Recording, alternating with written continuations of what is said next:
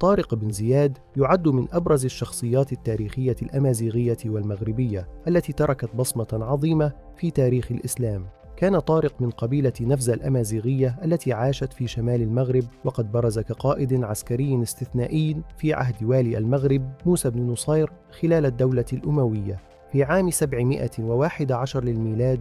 وفي قلب التاريخ الذي لا ينسى تتجه الأنظار نحو ضفاف البحر الأبيض المتوسط، حيث تلوح سفن المسلمين القادمة من الشمال الإفريقي بقيادة رجل خلده التاريخ، طارق بن زياد.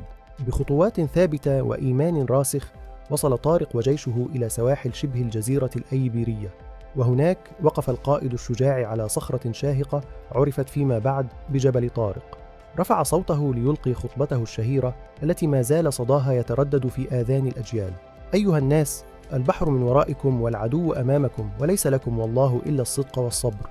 بهذه الكلمات زرع طارق العزم في قلوب جنده، فانطلقت المعارك واهتزت أرض الأندلس تحت وقع أقدام الفاتحين.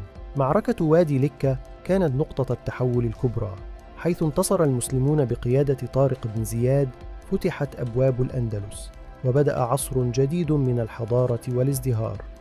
هكذا لم يكن فتح الأندلس مجرد نصر عسكري، بل كان ميلاداً لعصر أضاء بنوره أوروبا بأكملها. هكذا تكتب الأسطورة، وهكذا يخلد الأبطال في صفحات المجد.